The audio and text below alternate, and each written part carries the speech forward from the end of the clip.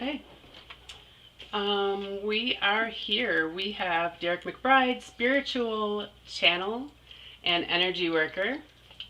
We have Sam, who is an intuitive tarot healer and certified tarot advisor through Biddy Tarot. She has a passion for diversity, equity, and inclusion. Also, we have Lori Sheffer, an Andine shamanic practitioner, psychic medium, and vocal sound channeler. And hi, Vicki Gold. Hi, Welcome. thank you. Guys, I thought today we would talk a little bit about spirit guides. Oh boy. And I have a feeling, Lori, Yes. you're going to have the most to say about this. I don't know. I don't know. Spirit guides are used in many practices, and it's interesting. My very first mediumship real course was Fellowship of the Spirit up outside the gates of Lilydale, and Wait, Elaine Thomas. hold on. For people who are just watching, like, can you explain what a spirit guide is? I don't know if you're Sure. because like a Yeah. lot of people Well, might not even know. many practices use spirit guides, and that's what I was getting to. Actually, they're quite common in use by intuitives and mediums, as well as shamanically. I think it's a great question because the term spirit guide can be used on many levels. It can be an animal spirit, it can be actually even an elemental, it can be so many different things. And we often have, tree beings can actually be spirit guides too. So there are different things. You think about the spirit of a tree, that's shamanically. But most often, spirit guides are those who have, I don't know, not really angels, but like, different spirits from the other side. But angels could be, right, Derek? It could be basically anything. Like I said, my very first spirit guide was Sasquatch, who said to me that he had been with me since I was a child, which is interesting because I had a lot of trauma as a kid, and it's amazing I made it through. And so I had this big Sasquatch that really helped me. I didn't even know it. So, and then I would find that I would have a channeling guide for my vocal skills. That was an opera singer. And so you guides come and go. They don't all. There's a few that will stay with you. Some will come in for a specific purpose, and they may leave. So it's just someone who's there to teach you, to maybe love you and support you, and that's a piece too. They all have different meanings. Some just like to hang out with you. Yeah. I so as a psychic medium myself, a lot of mediums talk about they work through their spirit guides. They and spirit guides, in to my knowledge, in my opinion, can be our loved ones who have passed. We have guides that are with us through our entire life, and some that come and go at times when we need them. Um, I personally have never really had any idea who my spirit guides are. Like, and I say that as a medium, so I've always like wondered. I've had dreams about, I've had recurrent dreams about the same person and things like that. So I have an idea, but I really don't know. I'm always like, I'm a psychic medium. I should know, but That's it. It doesn't really matter. I mean, Right. I hear so many people that want to know the names of their guides and angels, and yeah, all the time, the angels, the guides, like it doesn't matter. You can call me what you want, really, most of them, but it's just about that relationship. That's what it's Yeah. all about. And like you guys said, we go through. We have so many throughout our lives. We can call on them for absolutely everything, from Archangel Michael to all the angels to like say power animals to ancestors to loved ones to our grandma grandpa that passed away. It's beautiful, the relationship. That's one of my favorite readings, like mediumship, when you really not just describing the physical features of the past loved one, but you feel that love, the unconditional love and respect and compassion that loved one or guide or angel has for you. It's beautiful. And the knowing that As much as we need them or we think they're higher beings, they respect us in that same way. They consider us as higher beings just for being on this earth, going through this experience. And that's something that I think everybody watching needs to realize, is that as much as we think of them as these highly evolved beings, they think of us as the same way, for even wanting to experience this life, this incarnation, because this earth is heavy. It is a heavy school. I agree.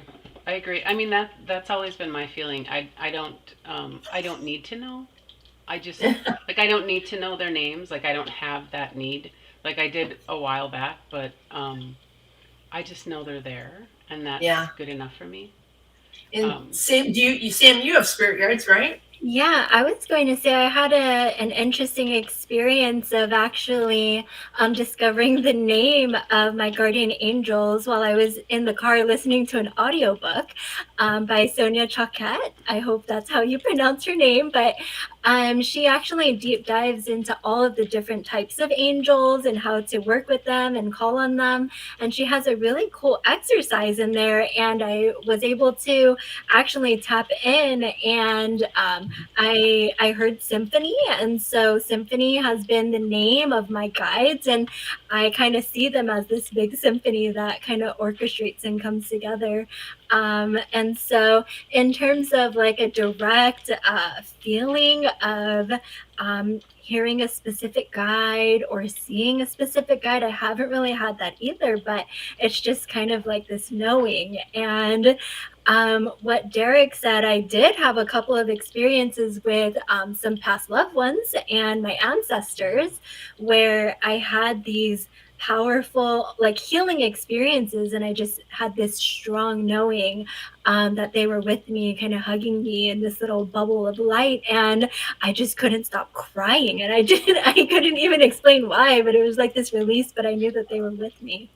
It's very overwhelming. Like, I've had those things, like when I'm dreaming, and I've had like a big hug. Like, I just felt like a big, like I was engulfed, and like I was crying. It felt, and it sounds so weird, but it felt so like secure and loving, and then I kind of started waking up a little bit more, and then it was just gone, and I just started crying because I wanted it back. You know what I mean? It was just the weirdest thing, and I woke up and I was like, "What's wrong with me?" I'd like to backtrack for just a second though, because when I first entered mediumship training, it was one of the things that was in the training is how to work with spirit guides and oftentimes how to meet your spirit guide. But now in my work, I honestly I have they teach me things, but spirit guides do not work with me in direct information, bringing information to me. They don't work with it. When I first started, they did. They talk about the basics, talk about, I see Vicky over there. I think she works, with them. But it's like some people have gatekeepers. The old school way, right? Was gatekeepers. You have a gatekeeper. You have different spirit guides that do different things. But the thing is to really free that up and to allow yourself to make relationships, to create relationships with these beings on the other side that then can be your teachers, your so many things. And we don't have to be locked into what we're often taught in some of the first classes we took, It's funny you should say that. I really don't ever, I've never worked with my guides because I don't sense them At as all? much as I would love to. No. Have you ever? I know they're there just because I've been told so many times that you have these guides or they're there.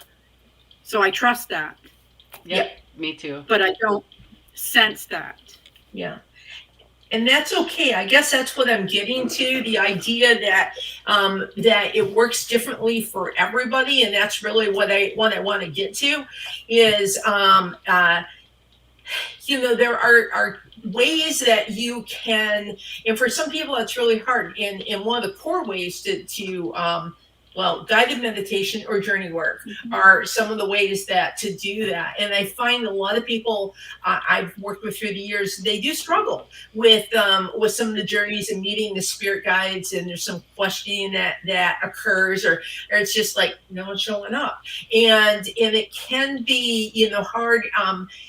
So it's a skill that can be developed and we can work with, and there are some ways to do that, but it works differently for everyone. My guides have just sort of popped in on me unexpectedly.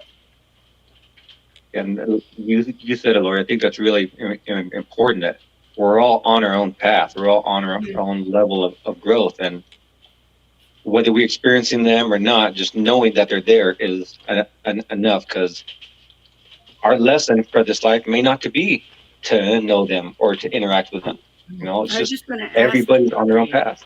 I was just going to ask you that. Is it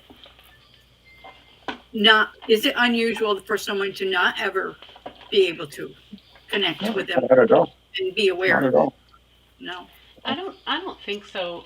I just find, like, I've worked with a lot of mediums and done a lot of development and training and all of those things, and circles and whatever. And it just seems like a lot of mediums work through their spirit guides. Like, they will ask their spirit guides the questions and communicate through their spirit guide, which I don't feel that I do that, but I think it's really individual. It is. I'm more of actually, I was just I'm developing a course that I want to do around I call myself a shamanic medium, right? And so really in shamanism, it's energy. Everything is energy.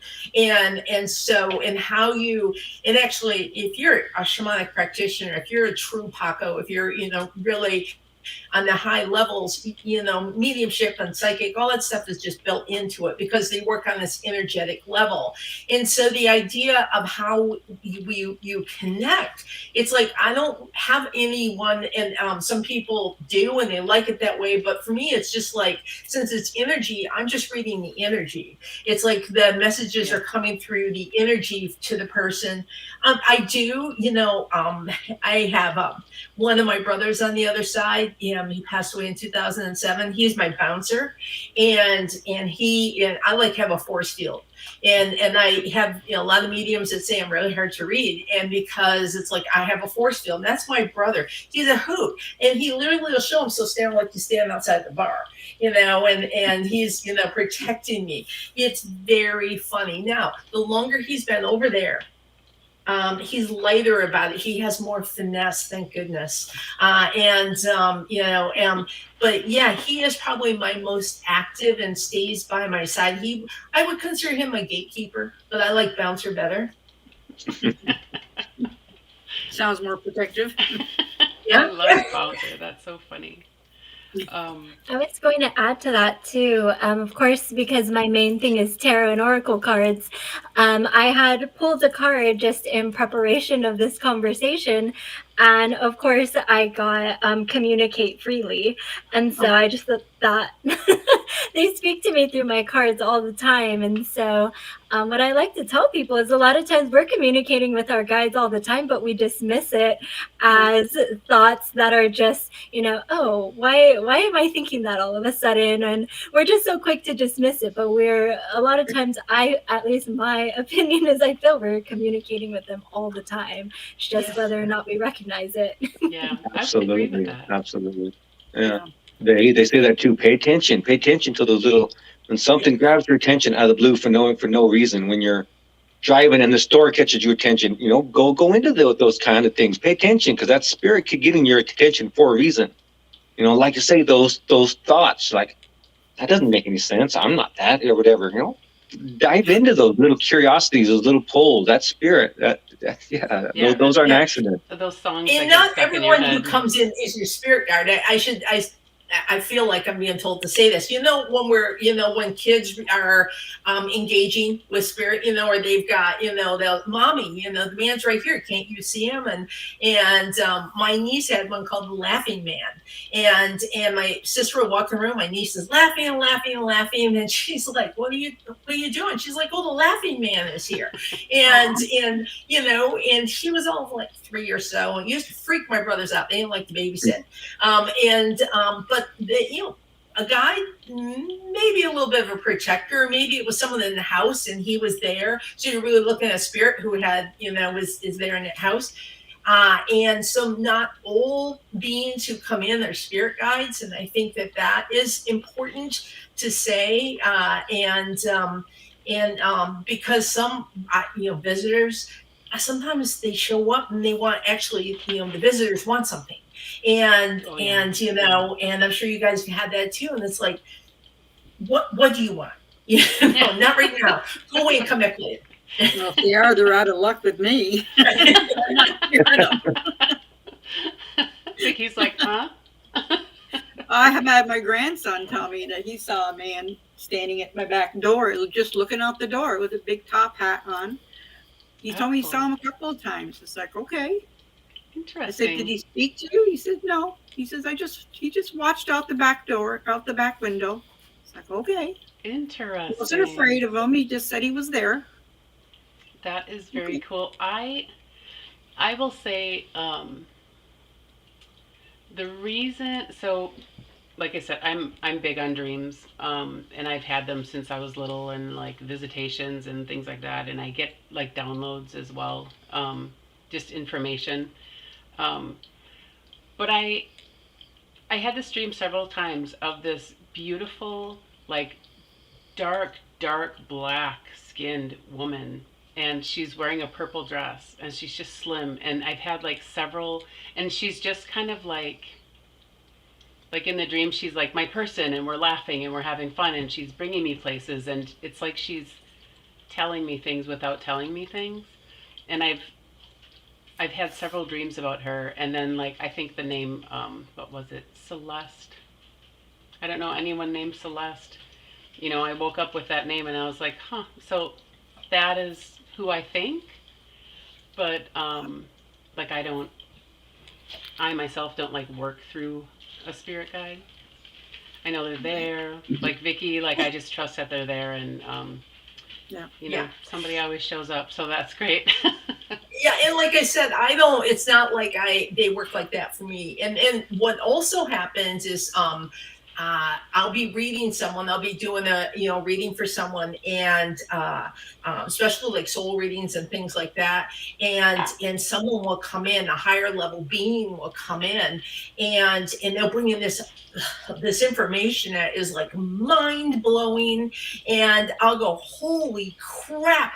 And one of my favorites was a Kabbalah master, and he came in and he brought in this amazing, like it started, it was someone who's Jewish sitting with me, and he comes in and he talks about how in religion we get so caught up in the clothes and the food and and all these events, right? And he said, and you're missing it.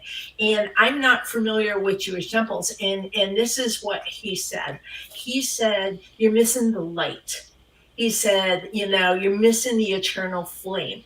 And so I went to, so I gave my message to the person, and she's like, she really enjoyed it. So I went to work the next day and was talking to my coworker, and I'm saying this, and she goes, Lori, in the temple, there is the flame in the corner. She says, but no one pays attention to it. So she's explaining, she says, everybody's all caught up with the rabbi and doing his things. And I go, oh.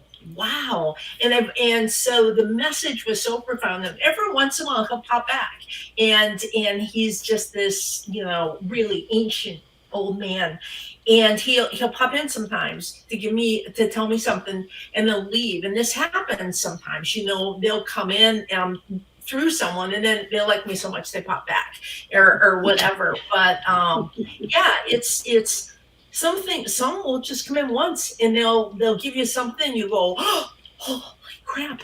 That's amazing, and it just shifts your whole everything. And some are like, okay, you're very funny. You can go now. Yeah, I don't know. I don't know that I've had like a ton of interaction. For me, it's like mostly dreams, and let me think. I will say that sometimes when I'll give a reading, I feel the presence of another person there, but I can't quite, I know they're there, but they're not saying anything. They're not whatever. So that could be it, you know. But Well, here's a twist on it. You know, it was going to disappear. I know. So when you're working, doing a reading, sometimes your own ancestors, your own family will pop in for you to help you with the reading. And, if my brother pops in, this particular brother, my bouncer, I know I'm working with someone who had addiction issues, who, struggled with addiction, and he'll come in a certain way. And it's like, if one of my grandfathers comes in, I know I'm looking at someone who worked outside, and it's like, or these sort of things, and so they'll help me to put it all together. that's very cool. That's Yeah. very cool. I have a question though. So, when people talk about spirit guides and it's like there's out, and you see like drawings, and it's always like this wise old Indian, and like all of these, like things that, a monk, like all of those things. Do you think that, like, I kind of think they just show themselves in that way for the individual? Do you think like they show, Sometimes, yeah. their different Sometimes. faces, or you know what I mean? Like show themselves differently? Well, that goes Sometimes I back do to, believe that. Because Yeah. there's a lot about a spirit guide being an Indian. It's always the Indian or the monk or like something. Yeah. A lot of times they do come in the way that we need them to. yeah. Yeah. If they knew we're in a state, they're not going to show their absolute brilliance because they know it might scare the shit out of us. So they'll come in a way that resonates with us. A little puppy or whatever, our grandmother or whatever. Yeah. But it'll resonate, and we'll feel that energy. We'll feel the vastness, just not like a portion of it, so we can comprehend it. Yeah. Because there are some of those readings, like Lori, you were saying, where you're tapping into somebody, and like you even tap into their higher self. I give readings, and their higher self will come in, like their true self, and it's so vast and so incomprehensible. Like trying to explain that to somebody, like who they really are, it's like you don't even have the words. It's hard, yeah. So Yeah. someone who's not awakened to that, it can be frightening, literally Yeah. frightening to some people. Well, and that's where, like, whether it's your spirit guides or whoever is assisting you, I just work with the divine, and I call them the angels, I call them their ancestors, and I always do a prayer to start out with, and I ask for ease and grace, and I ask to bring in the information gently with ease and grace, and usually the prayer goes off in its own direction because I'm picking up the person's energy, and the prayer is directed towards about that person. But always ease and grace. It's just really important that we bring the information in a way, and spirit's in charge. The divine is spirit's in charge of that. And when we ask for it to be brought in a way that they can understand, I find it is. Absolutely. Yeah, that makes a lot of sense. Rachel actually asked Derek, she was asking, what did you mean by frightening? Like frightening how? He was talking about the brilliance of it could just be too much for them. If they're at a level where they're just barely opening up to these things, you're not gonna, a higher being is not gonna show the vastness of themselves, the infinite energy that they are. Someone who's barely opening up to the idea, it's just gonna overwhelm them and like shock them back into like closing up. So they're gonna come to you where you're at spiritually, whatever level you're at. Does that make sense, Rachel? Hopefully. Yeah, she said yes. That's perfect. I would agree with that. Oop, I would agree with that. Oh, we got a baby. Might wanna, oh, there you go. Um, I don't remember what I was going to say now, but it'll come back to me. oh, about the brilliance of We had spirit a little guides and surprise. like, was it like maybe coming through how they want to? Oh, yes, I think that's what I was going to say. Was through my card readings too. Depending on the type of person that I'm working with, I'll notice that the cards shuffle very differently, or sometimes they'll be very almost chaotic and just Really? not organized, and others they just shoot out directly, and the messages are so clear. And so, even in the way of just reading cards, it kind of matches who I'm working with. And in the way that I give off the messages can be a lot more direct or just softer. Yeah, that is so fascinating that you say that the shuffle is different. Like, what do you mean by Yeah. that? I guess even if I just have a deck, they could be kind of just all like this, whereas that I'll have to keep like reorganizing them because they just start getting all mixed up, and then others it just like shoots out in the first second. Oh, that's crazy. It's probably their energy. Yeah, yeah. Messing up your deck. Let's see, what else do we have here? I don't think we even let everyone know that they're welcome to ask us questions at any time. Yes. Right, Yeah. right. If you're I was- tuning in on Facebook, YouTube, or those of you logged in through Evolve Me. Absolutely. Rachel is actually asking, do any of you feel a shift in your abilities when in different moon phases or retrograde type event? Yeah. Like I say, I don't really, I guess I don't know enough about astrology to like pay attention like the whole like Mercury retrograde, but I do definitely like feel different shifts. Like certain times I'll be connecting with spirit perfect, like I'll be channeling the information. It's just coming easily. I ask a question and they're just here, and sometimes it's like they just go quiet, and I know it's not the case because I know they're always around, but sometimes it's just harder to connect. I don't know if you guys ever experienced that where, yeah, it's like, I question is like, I know you're there, but if you could just give me a hint that you're still there, it'd be fantastic. Yeah. Help. Help. Don't do anything crazy. That's what I say, you know. When my brother, right before my brother died, you know, he had cancer and he was in hospice, and he said we need to make a plan. And he said, so you'll know it's me. And I said, I'll know it's you. And I says, and don't you go hiding my things, because that was his favorite thing to do. And so it was like he passed away in October. So in January, middle of the night, I get up and I'm going to the bathroom, coming back, and I get poked in the ribs. I get this feeling in my ribs, and I knew it was him. I was like, this is not the time. Really? Now? You know, I'm like, don't touch me. You know, so but yeah, sometimes they make it, and he was a very smart man and a nurse. And I wonder, I haven't done this yet and I'm not ready to, but at some point I may be able to access his knowledge. I may be able to use him, and he says yes, he will. And that he will come in when I'm doing healings and assist me to help with my knowing about things. That's I great. definitely do. That's It's really really nice. beautiful. I would say I definitely feel, for sure, I feel a shift during retrograde. Like a lot of times I can't sleep. I'm just kind of, I'm off, and then I find out we're in retrograde. And as far as my readings, I guess I never connected that. I never thought about that. Um, I don't think spirit really is going to sap through a little retrograde. You know what I'm saying? but but yeah, sometimes it's a little bit harder to connect. I would say.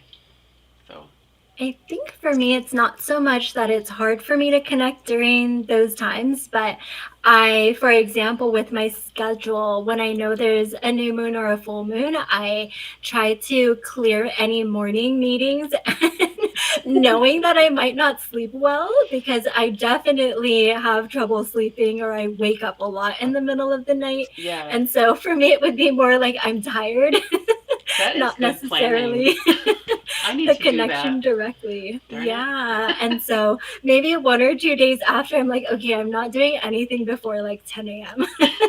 or at least putting myself in a position where I might. And then I would say for Mercury retrograde, this one honestly felt very strong for me in terms of technology difficulties. It was like on day one, I was just having these strange glitches happen and getting kicked out of meetings just out of nowhere. And so I do mark them on my actual calendar just to be aware. Oh my gosh, that's a great idea. Oh my goodness. Oh, we have Anila says, does everyone have some gifts or everyone has The different same things? gifts. What was that? The same gift, she says, Oh, or the same gifts. we're all unique individuals, and I think that that's really important. And I've been thinking about this on a couple of different levels, and even like Sam and I are working to put together a LGBTQ Q plus a spiritual group, and I thought about this, and it's not to tell anyone how to bring in spirit and what their connection with spirit is. We're all unique energetic beings, and our connections are going to be as unique as we are. And so therefore the way that we work with spirit, with energy, is going to be different and should be different. If we find ourselves feeling like we are conforming because we feel like we have to conform to what we're being taught, or we're in a class where everybody has to do it this way, and you're finding you're going, yeah, it's not working for me. And we have to honor our beautiful originalness, who we are, our soul self. And when we do that, the work, everything will come in a way that is for our highest and the best. And it'll come in such a way they'll resonate, and you'll go, oh my God, I've never felt it like this before. And that's when you know you've connected with your soul and you're working from your soul. And so it's going to be different. I would agree Absolutely. with that. Absolutely. Unless And you were, I think that's important too. yeah. Go ahead. Yeah, I think it's very, very important to find the juju that's right for you, for lack of a better word. Find what's you, because you can have all these different classes and all these different teachings and get so muddled up in the words and in the structure of it that you forget the message behind it. You forget the energy behind it. You forget what your energy is. And we are all creators. We're all here to create something, to expand something, to share our light. And like you said, Lori, we're all unique lights. So I think it's absolutely crucial to bring all that wisdom and teaching and create something that's just you, that has your own touch, that has your own light, that has your own energy. Because that's what this is about. It's about sharing our uniqueness and making it own and just shining our beautiful light. So absolutely. The image I get is if we were all around doing the fire ceremony, there's this awesome fire, right? And the flames are doing their thing. And so we all agreed that we're going to find out what's in the flames. We're going to watch the images. So afterwards, we stand around there and we talk about what we saw and received. We're all going to see things differently. Derek could see something. Oh, I saw someone with a flaming sword. And I go, really? Yeah. I didn't see that, and it's also we're standing a little bit differently, so our perspective is different into the fire, and that's exactly it. We're all taking in a piece, an aspect of the light that it's like a kaleidoscope, right? And it's coming into us very uniquely. And I don't think a lot of us we're told that when we first start. I think we go to these classes, you're like, okay, here, when you start it, because it's a beginner class, you're like, okay, this is how you do it, this is how it works. And then later you go, yeah, no, I'm going to put on a different pair of glasses to look at this because it works better for me. And that's the key. I would agree with that. I think we're all individual, and we all would get our messages differently. And also, I have to say here that everyone has gifts. Everyone can do, like, I'm a psychic medium.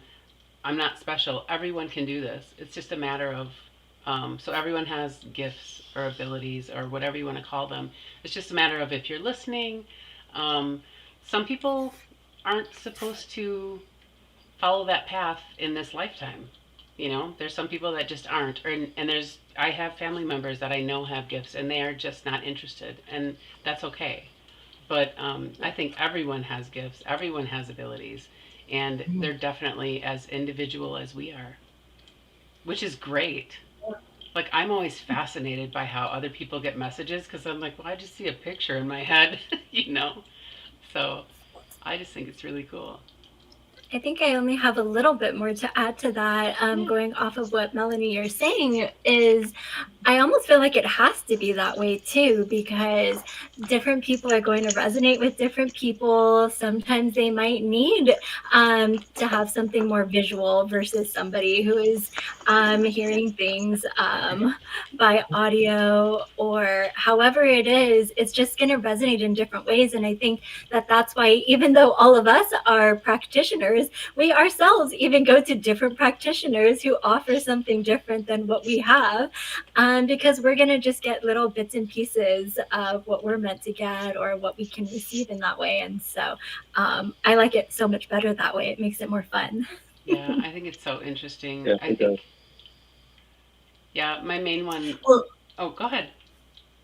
I was just gonna say, when we do the TikTok lives together, Sam and I and Dan and I do them too, and we do the readings. That's actually what makes them great, is because we do it differently from each other, and so that's what makes it so wonderful. Is that it's like the way we're working is we're uniquely pulling in the energy and the messages, and that's what makes it pop so much. As I call spiritual popcorn, pop pop pop pop pop. Yeah, I'm just always. I think my main thing is a visual and just a knowing. So, however that For now. comes through, yeah. Oh yeah, it changes all the time. Oh my gosh, I Yeah. used to be so good at names, and now I'm not, and I'm so mad. I used to be like nail them, like just so good, but now it's just gone. It changed, and Hey, and it I was continually never good does. at names, even in the classroom. It takes me a long time as a teacher to learn names. So you know what? And then when I was going through menopause, forget the names. I would call people the wrong names, so I'm not even gonna worry about them while I'm reading. Well, I mean, that's probably good. Sam, Oh my when you, God. Can you imagine getting a spirit being a woman who's in menopause? Wouldn't that be a hoot to bring someone in like that? That would be funny. I'm sorry, but that would I'll make let a that lot of go. But sense, yeah. actually. That would seem to follow. Sam, I It's all because Rachel asked a question, and that's what brought that up. Rachel says, I'm asking because being a woman, I cycle with the moon, and it directly impacts my emotions and ability to maintain certain routines. Wondered if that has the same effect with psychic abilities. I don't know, maybe the hot flashes, yeah, right? Because do you guys get hot when you're reading? Oh, all the time. Sometimes, Yeah. yeah. I have a thing where my face goes bright red, but it's usually when someone has diabetes or high blood pressure. It's really weird. Like people are like, "Are you okay?" And I'm like, "Yep, Are you? yeah, yeah." I think I was going to approach Rachel's question also Yeah, in just looking at natal charts or anyone who kind of follows the planets or more on the astrology side of things. I think not necessarily in terms of psychic abilities, but for me, it's like a confirmation or a validation of whatever I'm going through. And there have been some major lessons that I was going through, and if it weren't for that knowing that okay, yeah, whatever is happening in the planets, like this is right on cue. yeah, I feel like that just kind of helped me work through it. Just sometimes when we're going through things, it's just like, why is this happening? And then when you have something to say, oh, that's why, then I yeah. think it makes it a little easier. You know it's gonna pass. You're like, okay, it's gonna Yeah. pass. Like everything's gonna be fine. You know, Years ago, I was going through a really rough period. I actually did not get tenure at the school I was at, and the administration was just not good about the way they treated this, and they brought up all these traumas. One day I'm teaching, and at that time I was in my first cycle of the shamanic training I was in. I look out the window, and there are like 7 turkey vultures circling outside the window of my classroom, right? My kids were, it was like study hall, so my kids were all quiet, which is good. I'm a self-contained special ed teacher, but luckily they're all quiet because I'm like in the back of the room, like ready to crap my pants because there's all these turkey vultures back there. And my TA is standing, she's going, "What's up?" And I go, "You see them, right? You see them." She's like, "Yeah, I see them." I said, "Oh my God." And this is the message I got. The turkey vultures came in and said to me, because what do? They eat dead stuff, right? That's what they do. And that's what I saw. I'm in the classroom teaching, and what's happening? I'm seeing them like come in and pick at my, at what would be my second and third chakras, and they're taking all of the gunk out, and I'm going, yeah, barely held it together, and then so I closed the shades so I could go back to teaching. But I went home and I meditated that, and so at that time, Turkey Vulture stayed with me for a little bit of time, and I needed that. I needed that because I was starting to get to a point that I doubted myself, that the old traumas were eating me up and really impacting my health and impacting my ability to function, to teach. And when Turkey Vulture came in, it opened me up. It really, cleaned me out, and I worked with it for a while. I would meditate with it on a regular basis, and they helped me a great deal. So it can come in and work with us in so many ways. It's interesting. That is so nice. Actually, Sam, I was going to ask you, you do tarot cards because I don't know you very well. So you do cards, and I'm wondering, do you get like I love cards because there's so many different facets to them. It's like so incredible. But do you feel like you get like intuitive hits? Like Oh yeah, I think that everybody does when they do cards, but I'm just wondering your yeah. take. I consider myself an intuitive reader, and so I very much read differently. And so I think one of the things that kind of hangs people up sometimes when they're trying to use cards or dabbling in it is that they're thinking too much, and there's so much ego of, oh, I have to like memorize what every single card means. And Yeah. so when you really think about it, how are we going to memorize every single card in, one deck and then 2 decks and then 5 decks? I think it's impossible. And Right. so a lot of it is almost like you're telling a story and you're receiving the cards and the messages and you're soaking up the images. But sometimes I hear maybe a sound or songs come into my head, or I just see different things within them. And it's like they just, I guess I would think of it like the cards make up the storybook, and it's like the story is just coming up from it, and That you is just so like see cool. it. That's I Yeah. really love good, it. Sam. I really like that because I talk about storytelling all the time. I love that. Now, you had how many decks last week when we were working together? I have, I think, almost 20, so I probably had used about 18 of them. Oh my I just God. because I match them to the energy of the question and whoever's asking, and so I they just kind of love like that. stand out to me, and I just used a different one for almost every question. That is really cool. I like that. I have several oracle. I don't use tarot, but I do have oracle cards. But I only use it for myself when I feel the need to, because I have such a problem with connecting to any or feeling like I'm connected. Sometimes I have to pull some and I'll just pick one of my decks and just say, okay, this is the one I'm going to use. Is there a message? I will get messages, and quite often they do resonate. I don't do that for other people generally, but just for myself. Ooh, maybe you should think about that. I'm not confident enough that I don't have the intuitive message like Sam just explained when she looks at the cards. I pull the card, I read the card, and I try to feel the card, in that respect. But to just pull a card, look at it. I don't have that connection yet. You know, It's Vicky, not you make me want to. Did you ever practice what I forget the name of it, but you know when you gaze into fire into a candle? What's the name of that? There's a name for it, and someone out there knows the name of it, Oh and I God, can't think of it. it's God, not gazing. It's Yeah, you can do it with water too. I'll Yeah. think of Yeah, it. you can do it with I'll think of You it. can do it with anything. So I'm sure, Sam, this is you already do this. So Vicky, it's like you sort of like soften your gaze. You soften your gaze, and when you're looking at the card, you allow. You just like it's like the card isn't there. It's like you're almost feeling, allowing it to come in that way, and by softening the gaze, because when you focus too much on the card, you get stuck on the card. Yeah. And so one of the fun things I find is very helpful for people is to soften the gaze. Okay. I understand what you're saying. I can try that. That makes Yeah. sense. Yeah. Something I do. I have a deck of shaman oracle cards, and I'll pull a card and just bring it to my chest and feel the message that way. Yeah, Mhm. and I And- tried that way too, but it's like, Yeah. okay. And I I had love it something because ask, every card try has that. a different. Oh, yeah. I didn't Sorry. feel it.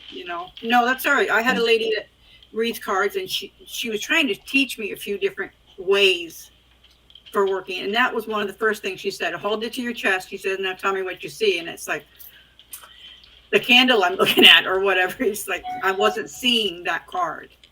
I wasn't getting from it, so that didn't work for me. But I'm trying a few different ways. But I like your ideas, Lori. I might just give that a shot and see what happens.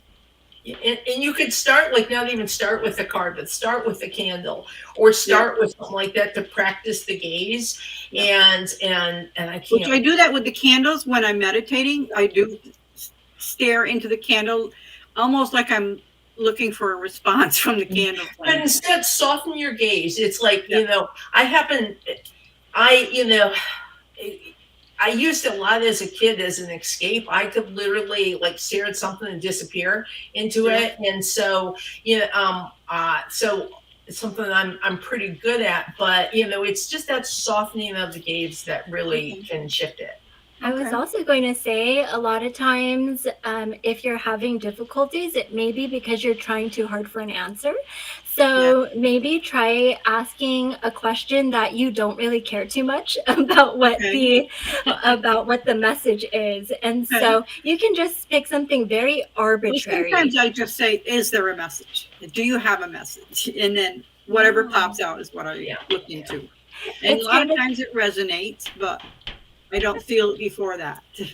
I was going to say it's funny. I just posted a couple of videos today exactly on practicing reading cards intuitively, and so You do. I just will take any card and I'll just say things like, "Oh, look at the colors that you see. What are the symbols in here? What does the person look like they feel?" And so it's just learning to kind of take and really soak in everything from the card. And there's no right or wrong answer. It's just, what do you feel? What colors Do you post see? them through Evolve, or do you through your own? I think I tagged Evolve Me. I You might did? have missed that. I will start doing that though. I know I miss a lot of the Evolve videos. I don't know why. I've tried to ask for notifications. I catch us once in a blue moon, but I can't seem to catch us on. I always catch it afterwards. Like I just missed you. I had wanted to say, too, that, back to the guides.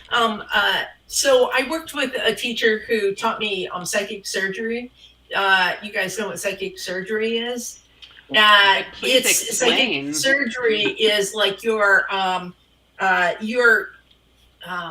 Derek, you can help me with this. It's like you're working on someone and you're able to medically operate on them to work on what it is inside of them, but you're doing it psychically. And and so when I found that when I'm doing psychic surgery, I don't really call it that, but it is what it is. And like I'll take someone's head, for instance, and I'll be at they're on my table and I have my hands around their head. And then what happens is I begin to get information through my hands. And then what I find is a guide often comes in.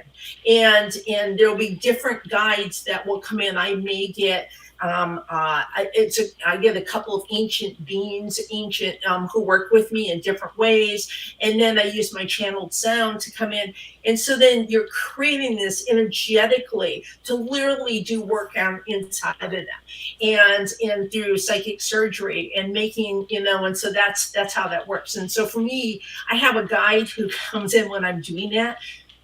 This is no joke. I start to bend over, to stoop, and sometimes I catch myself drooling, right? And I'm not kidding. I'm not even joking. You're It's really like in a he's that trance. old.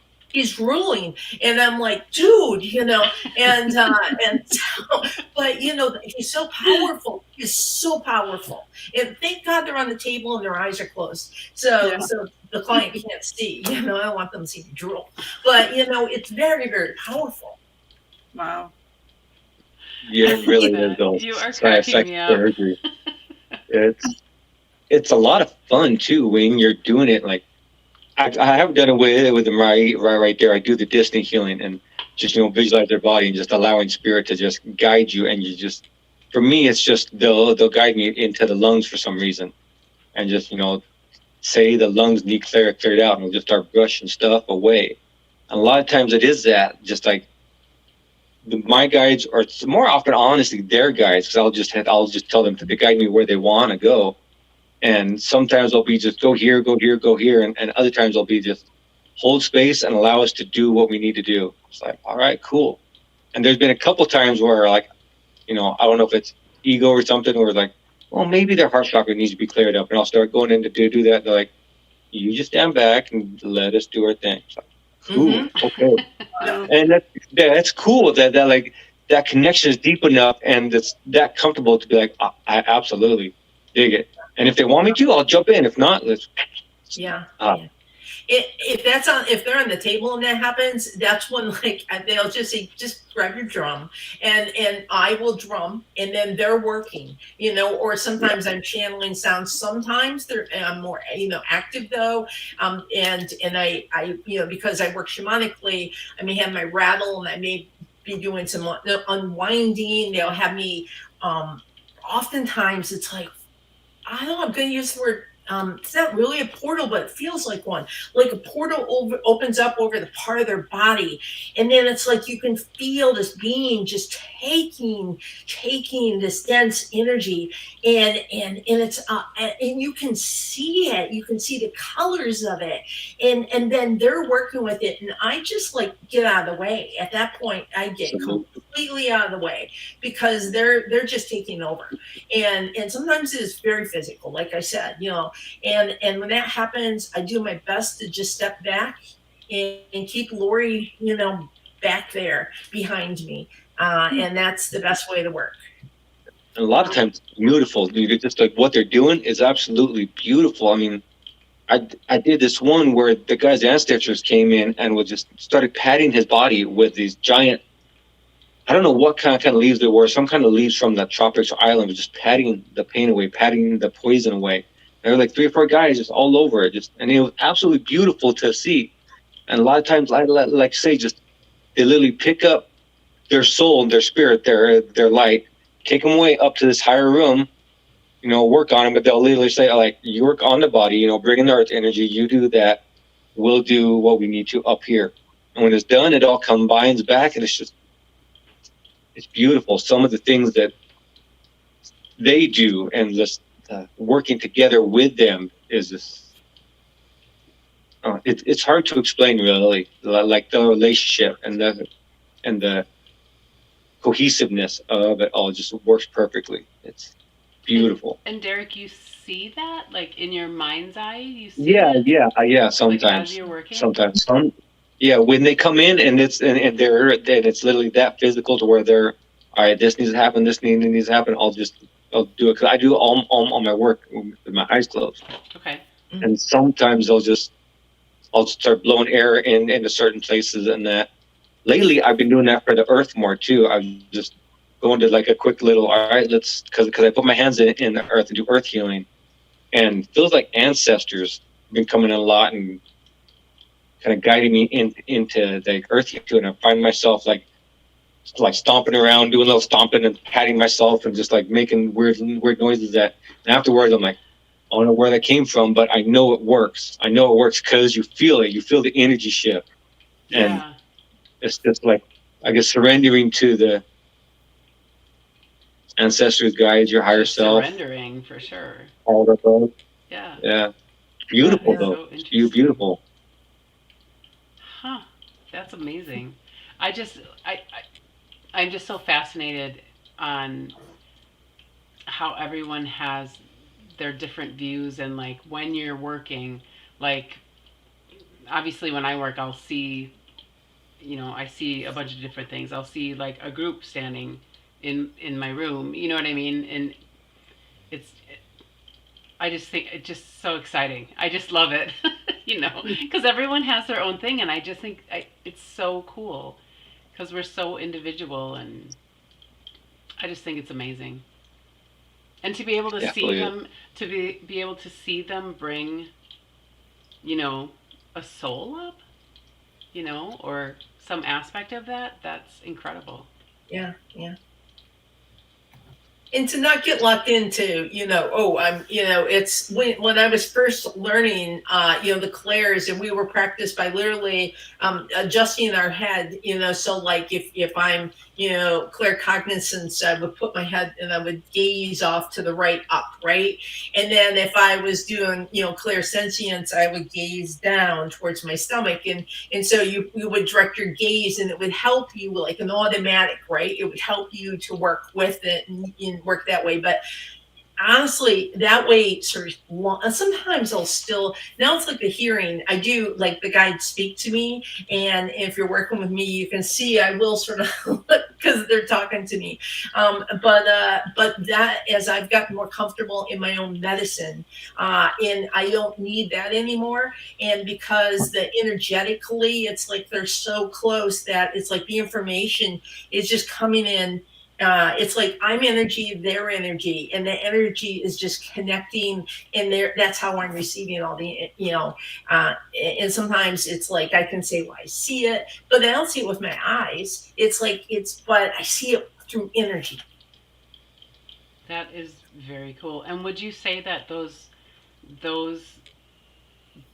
beings, that come to help, would you say that they're your spirit guides, or the person's spirit guides, or just spirit helping? Do you have a thought on that? When their ancestors come in sometimes, and I use a lot of journey work in my medicine, and in that case, it's like we could be in a journey, and suddenly their ancestors may show up and may have a sacred fire. We may go into a cave, and they want to work on them. Sometimes etherically, we go into this etheric cloud room, and these gorgeous, it may be what I call universal beings, cosmic beings, and or angelic ones, and they look differently. I recognize the differences. I know the differences, and so so are they my guides?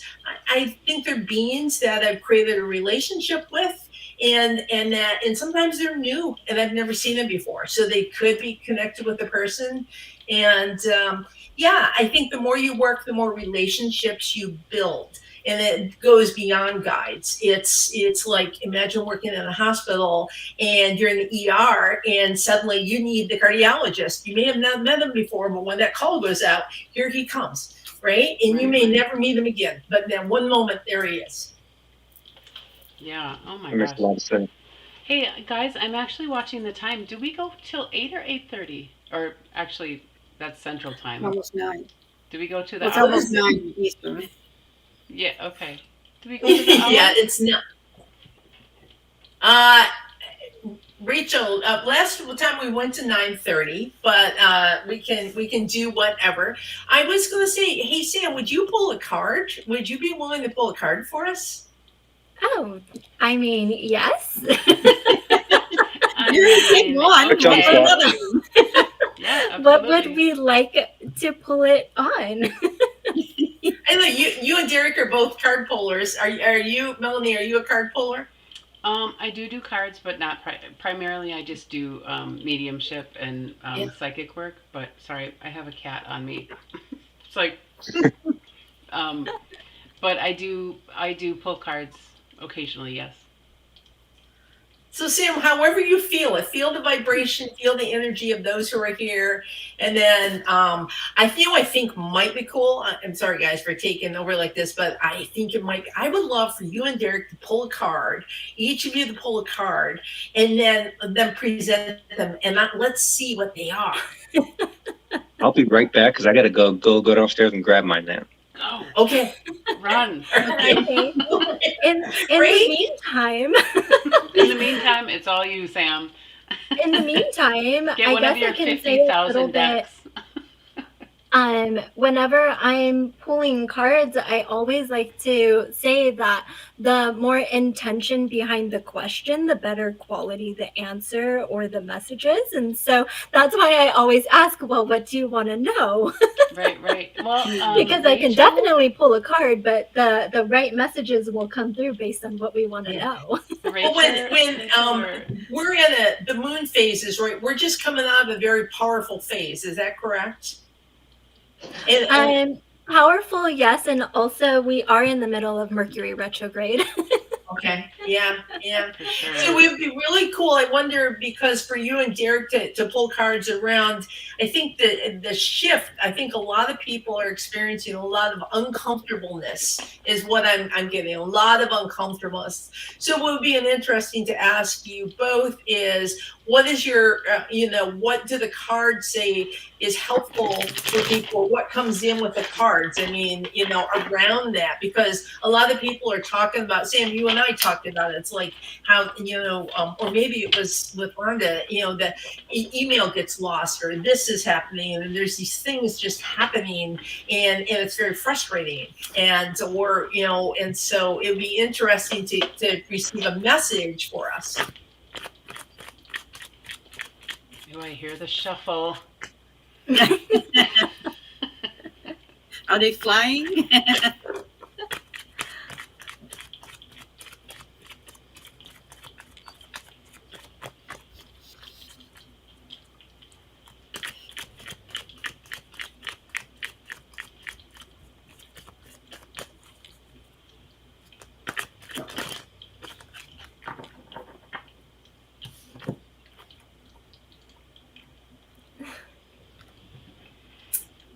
Take it away, Derek and Sam. Go ahead, Sam. I didn't want to disrupt if you were like tuning in. No, you're good. You're good. Well, I mean, the messages always feel so perfect, but I got moving on. Where's my camera? Moving on. So I'll say the image is of a person kind of walking along a beach shore. And then I also got the second one is believe and succeed. So the message that I'm getting is that we are at this time where we're being asked to move on from things that are no longer serving us and be willing to go out and adventure into the sea and let ourselves be guided by the light. Let ourselves be guided by the messages that we receive and those inner pulls or those inner knowings. In this, there is no one who's actually steering this boat. So it's really about just letting ourselves go along with the tide and where the oceans are taking us. And even though it might be scary or we feel like we're losing things and we have this bittersweet feeling, I know you won't be able to see it here, but there's actually flowers that are kind of sprinkled amongst the rocks. So that's showing that at the same time, we are walking towards something that is going to grow and it's going to flourish. And we're walking towards something good. We're moving towards something good. So we need to be able to let go of the past in order to be able to move forward. Nice. I love that. Thank you. The card I pulled was the council. And when I felt into it, it was about sitting still, sitting behind it or above it, and just experiencing. Certain times to act, or certain times to just let go and experience it all. Because it's through the experiencing, it's through the diving into whatever's happening, and just making yourself completely open to it all, as crazy or as outrageous or as, forget my language, but shitty as it is, or as amazing as it is. It's all about honoring it, embracing it, marinating in it if you want, because that's how we learn that all the lessons it has for us, all the medicines, all the experiences, because that's why we're here to experience everything. And the only way we can truly do that is by embracing it all the suck, all the joy, all the laughter, all the tears, everything. And that's what the councils came. I like that. Thank you. Guys, we have a question. How can I fine tune tapping into my abilities? Also, my grandmother is a family member I need some advice about. Pretty please. The question, fine tune into what? How can I fine tune tapping into my abilities? It's so moving different towards for life. everybody. Sorry. Go ahead, I was going to say, are we moving into live readings here? I'm just answering Go ahead, questions. Derek. Just throwing it out there. Yeah. Just a bit of general advice, one, it's so different for everybody. Just generically, I would say just trusting yourself, trusting, those little hints you get, and testing yourself, asking for guidance or something on small things, what clothes would I feel most comfortable in today, and pick up a couple shirts and, trust intuitively, trust yourself on small things first. So you build, well, the trust in yourself and your own guidance and your own abilities, and the trust in with your guides and angels and ancestors, and test them too. Test them. That's something else I was going to mention earlier. If you're trying to communicate with them, ask them, and say, spirits, if you're here, well, I know you're here. Later on throughout the day or next couple of days, send me a message, send me a vision of, and leave it blank. And then just the first thing that pops in your head will be that message from spirit to look for. I did that, and I got a turtle. There'd be no way I was going to see a turtle that in the next few days. And I went home, and my nephews and nieces are watching TV, and a turtle pops on the TV. I was like, okay, that's interesting. And another 5 minutes later, Teenage Mutant Ninja Turtles pop up, but there's like 4 of them. I was like, okay, you got me. I'm listening. So that's one way to build that trust and to build your abilities is question them, test them a little bit. I would totally agree with that. I think I like testing yourself would be really easy. Like with a deck of cards, you could just sit with a deck of cards and just really focus and see, is it, you can work on the, is it hearts or spades? You know what I mean? Or what number it could be. You can test yourself in a million little ways like that. And, I mean, in doing that, you fine tune, There's another piece to this, though, and I know this is a shamanic piece, but it's so important.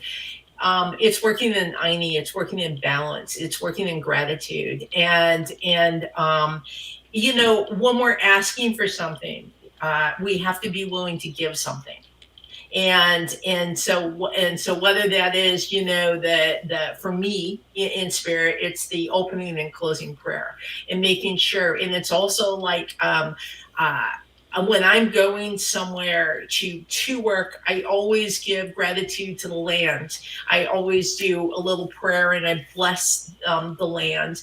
And I actually try to find out, let's say that I'm not on the mainland and I'm in Hawaii, I'm going to find out what is the proper way to do that for that place. But it's the gratitude component, because when we're able to show gratitude and to even to ourselves, it's treating ourselves kindly.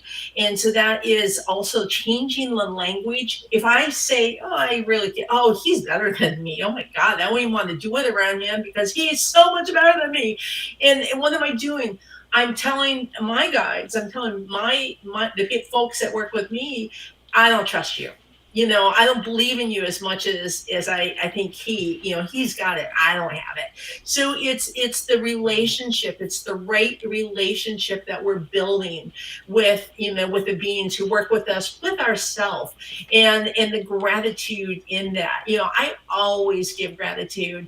I'm blown away, absolutely blown away, and constantly like, wow. Thank you. Oh my God. That was them. That was not me. And so that's a huge piece of it for me. I really see myself as a conduit, and I just feed all the beings who work with me with gratitude. I'm so grateful. I mean, it's amazing. I think also it will depend on what type of abilities you might be referring to. So I'll kind of speak from my own experience. And I don't know if everyone would do this, but as a card reader, I kind of just jumped into it. I was learning the cards in my own way. I think sometimes people just start with like looking at blogs or, watching videos and kind of dabbling in it. And one day I just had this inspired thought, and I decided I was just going to post in a Facebook group saying who wants to let me practice on them. And so I had 30 people comment on that the next day. And so I just started doing readings for people I didn't know. And I learned a lot through that. And some of them I learned were a little bit harder lessons of what to do and what not to do. And so that Yeah. might not be for everyone. But I really did. I really gained a lot just from reading for different types of people who were in different stages of life and different beliefs. And some were kind of further along in their spiritual journey, and others just saw it more as an entertainment thing. And so just doing it for different types of people and not getting too attached to how, correct the reading was, because I did also get people who it did not resonate with them at all. And then several months later, they came back saying, oh my goodness, all those things that you said, like they happened. And so even if they don't get it, it's not always you as the person who's getting these intuitive thoughts. And sometimes it's just really like, what am I meant to learn from this experience? And then just approach it with a little bit more play and fun. Yeah. Humor. Yeah, Yeah, that's absolutely. right. Lots of humor. I love that a And that's lot. like you say, Sam, that the learning process and not being so hard on yourself and knowing that you are learning and growing and that you're gonna make mistakes. So that's absolutely key. Yeah. Yeah, very, very much. Be And kind to yourself. I mean, that's the key. Be kind to yourself, and that's the relationship. As you're kind to yourself, you're also kind to your guides. It's going to take a while. It takes a while, and so the more you, for some people, that's meditation. They'll talk about the importance of meditation, sitting in the quiet, and how that's part of their practice. And I do a more active meditation because that works for me. But it's finding what works for you and in doing that and making that part of your practice. with the grandmother, I'm getting a vibe that there's conflict is a strong word, but there's a conflict, potentially about care, or I'm not sure if you can respond to that. What was the but question again about the grandmother? my grandmother Judith is a family member I need some advice about, pretty please. Oh, Can I tell you a fun little technique that's coming to me? Yeah, and so like when you're sitting to, or at least as a spirit worker in this, sometimes you can take the name, take the name. I'll show you. Judith, Judith, Judith, Judith. I'm picking up some fear.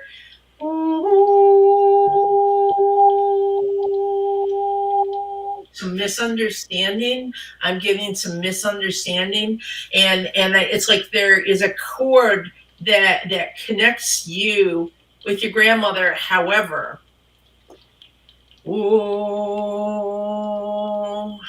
it's not being fed. It's not like it's there, but I feel like there's some vibration around it, some frequencies that need to be cleared up, some miscommunication.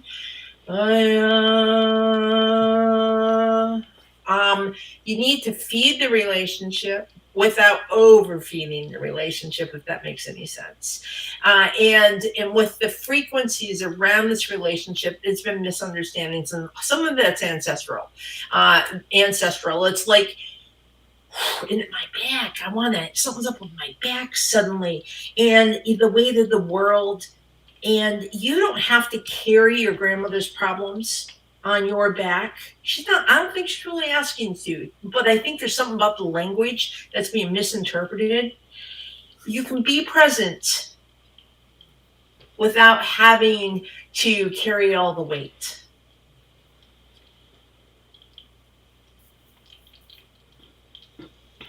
Anything, Derek? You look like you're focused. Well, it's conflict and stuff trying to tap in. I heard the word stubbornness, and like you said, misunderstandings, and carrying unnecessary words or weight, like you said, Lori. But it really seems unnecessary, completely and utterly. Like when you mention ancestors, I literally kind of can see them trying to pull the weight off you. Like it's like this is almost a way you almost validate yourself in a way, and they're really saying that's unnecessary, extremely unnecessary. Like they're trying to take it off you so you could stand up and like get that higher perspective of the situation itself. But the way you're weighted down and holding it all, it's like your vision is guided or is clouded. Okay. She says her health is terrible. Theon said stubborn too. Is she giving up? I also heard transitioning and saw light, and maybe there's a little bit of deniable, like you're denying the situation. Like, no, this isn't happening, and you're carrying all her weight and all her burden, and that's not helping her either. It's kind of drawing you away from knowing your grandmother closer, from knowing her. I'm hearing energy closer, from feeling her essence more deeply. Rachel, I'm picking up that there's a conflict in her her care. While we always want to do what the person requests, also like she's still here, and while the people around her want to take care of her, it's still important to ask her what she wants. And she's a grown woman, she's a grandmother, she's been around for a long time, so that respect is important. And is she giving up?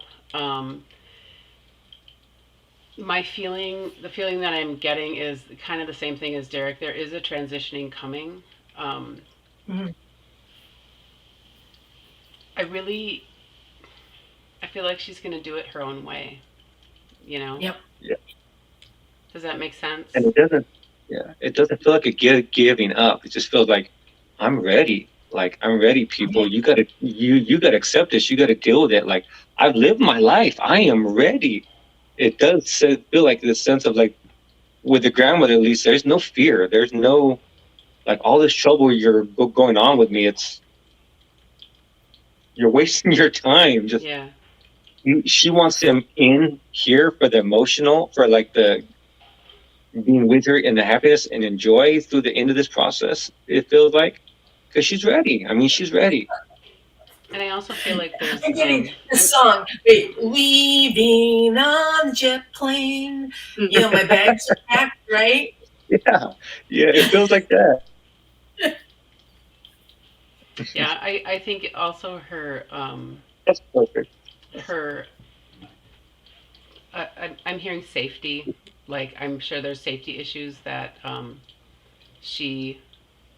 where she thinks she's a little bit better than she is.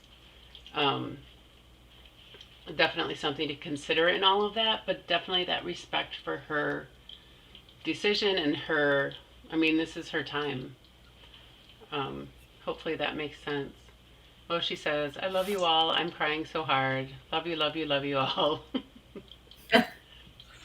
Just know that your grandma has no fear. She's not fearing anything. She's like, I love the song, Yeah. Lord. I love the song. She's made Her up her bags are packed. mind. She's ready. Yeah. I love that. You know, we spend a lot of energy. I learned that with my mom, is that, you know, there was a lot going on with my mom that we couldn't understand. And my mom was, you know, in some ways choosing her own time. She was very ill, and some of the family became very angry at her because they didn't feel she was trying hard enough to stay. You know, but she was so sick, and that she, you know, it was her time to go. She chose it, and we have to respect that. And that was one of the big things I learned about. You know, I stayed with my mom. You know, we all did, the entire family, and we sang to her. And I mean, you know, my mom would have been like, "Hey, don't sing to me like that." But my mom, as she was transitioning, loved it. I know she loved it. But the idea is that they're in charge. They're in the driver's seat, and we don't always respect that. And it's one of the things as a medium and as, you know, energetic healers, people come back to us, you know, the living, and they're like, is my mom okay with this? Is she, you know, is she happy on the other side? Is she angry at me? You know, once they cross over, you know, it's like, yeah, it's funny. They pack their bags and then they leave them on the bridge because they don't need them. They leave their baggage behind. They just don't need it. They're so free. Absolutely. Absolutely. And all of those little material things that we are worried about. Oh my gosh, did we do this right? Did we do that right? Did we do the right reading? Is that the one she wanted? Those aren't their cares anymore. You know, they're not worried about that anymore. They're just their concern, you know, spirit's concern is with you and how you're dealing and things like that. Mm-hmm. So all those little things I've found, I've never had spirit come back and be like, no, I wanted the blue dress. You know what I mean? Like that's never it's never a thing. So Yeah, you know, and I helped a lot of people cross over, and it's really about just the relationship, and it's being present for them. And for some people, death can be very scary. For the living who are watching and helping someone to die and watching them die, it can be very scary.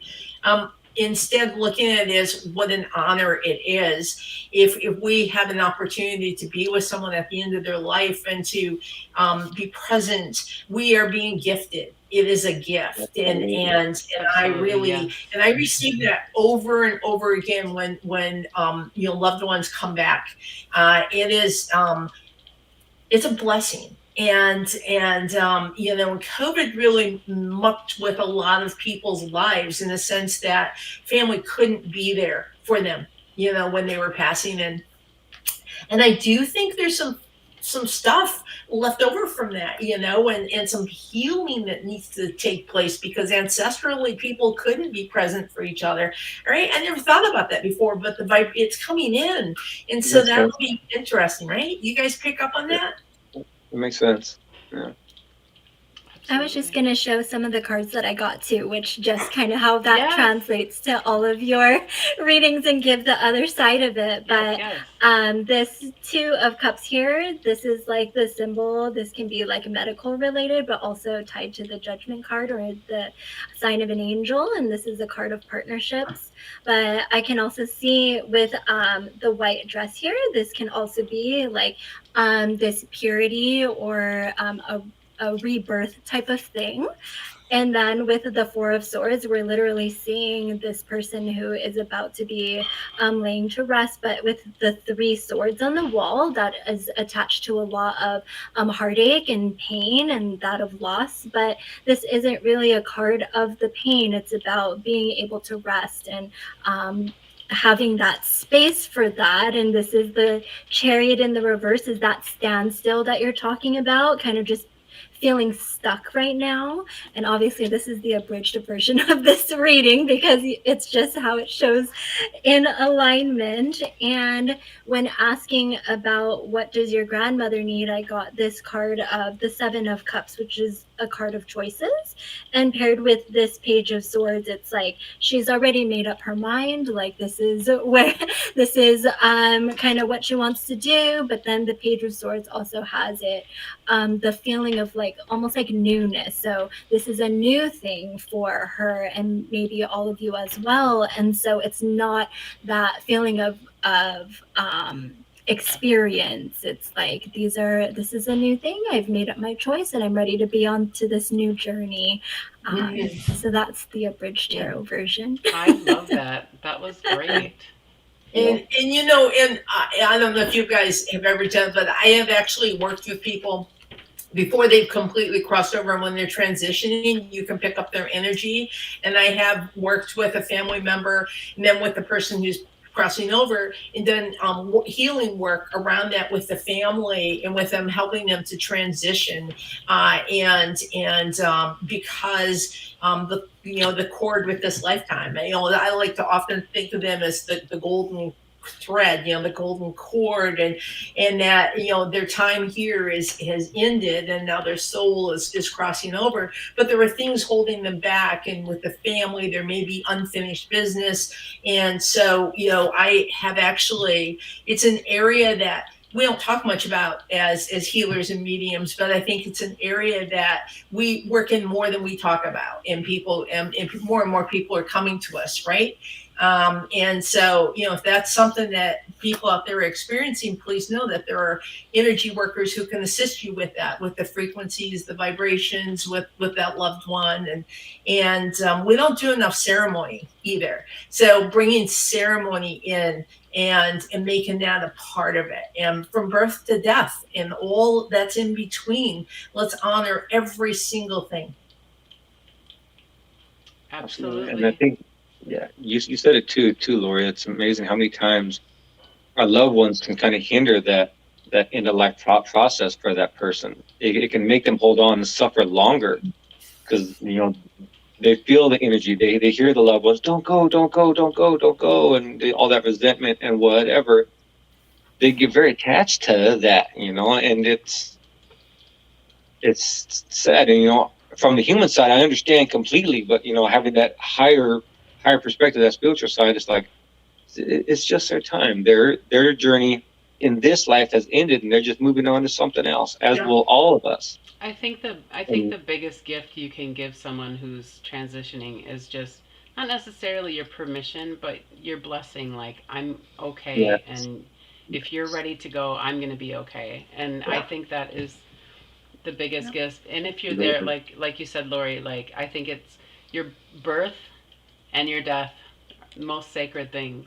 Like, it's just amazing to be around. Yeah.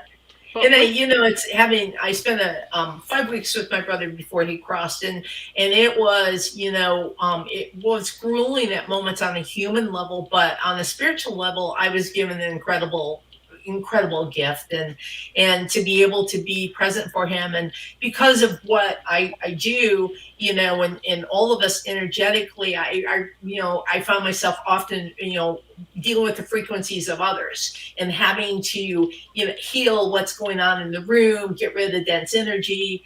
And so when we are going through this with a loved one, we have to take care of ourselves, because we're such caretakers as healers and mediums and such, that sometimes we don't take care of ourselves enough. It's a little reminder that we all have to, put our oxygen mask on first, because if we're not making it, then we're not going to be able to help others. Absolutely. And with that, we have about 5 minutes left, and I would like to just have us all talk a little bit about what's coming up at Evolve Me. We have some workshops and classes. April 26th, Nikki at Evolve Me is doing a Starseed School. Children who are intuitive and their development. It's a children's intuitive development program. So if you have kids that are they have their imaginary friends seem a little bit more than imaginary, and they are just showing signs of really having a good intuition. Like, find your way to Evolve Me and Nikki Starseed School. That's April 26th. April 29th, Angelia's Spiritual Hygiene, Reconnecting Back to Self. And coming up in May, May is our mental wellness workshops, mental wellness month. We have a workshop, and it's 3 separate things. May 16th is all about mind. May 23rd is all about body. And May 30th is all about soul. So that sounds actually pretty amazing. And coming in June, we won't say too much about this, but Annette Green has the Sophia Code 13. Sound interesting? Because I'm interested. And also, Lori Sheffer, who we have here with us, and Sam, you guys are also doing your LGBTQIA plus spiritual healing We Are Family group weekly. Do you want to talk a little bit about that with our last 2 minutes? Yeah, go for it, Sam. I was going to say the Sam. same, but you beat me to it. Yeah, lots of things going on at Evolve Me. Yeah, so we're meeting on Thursdays, 5 p.m. Pacific, 8 p.m. Eastern, and we're really just getting together with people who consider themselves spiritual in some way, as well as LGBTQIA+ identifying, and we love the fact that this is an inclusive space for us, as well as intergenerational, for us to really do some healing based on our experiences, and also through sharing stories, and really coming together just in support of each other. And Lori, I'll let you add on to that. Well, it's free, and it's a free thing, and folks, this is how it's going to work. It's like we're going to build this community, and we're going to, it's like a spiritual safety net, and that's, healing with each other. But then beyond that, there will be classes that will be offered later on, like maybe Sam will offer a tarot class, and then those would be things that people can take separate, and we can do all sorts of things. We'll be bringing in other folks to offer things as well, and so I believe we're in just the spark right now, but it's going to be amazing what happens. And this is a tough time for many people. This is a really rough time. And so to provide as much support as we can is necessary. I think that sounds amazing. And with that, we would like to just thank everyone who came by, everyone who stopped in and out, asked questions. We love it. Come back next week. We're here every Monday. It's 7 p.m. Central for me. 8 p.m. Eastern? 8 p.m. Eastern. 8 p.m. Yeah. Eastern. And beautiful blessings. Please, everybody, just take it in. We're sending you beautiful blessings, beautiful love coming at you, and just take it in. You deserve it. So hold it in your heart and know that we're all part of the community together, and feel our love. Thank you. Absolutely. Thank you so Absolutely. much. We will look Thank forward you. to Thank seeing you you all. next week. Blessing. Good Monday. Bye.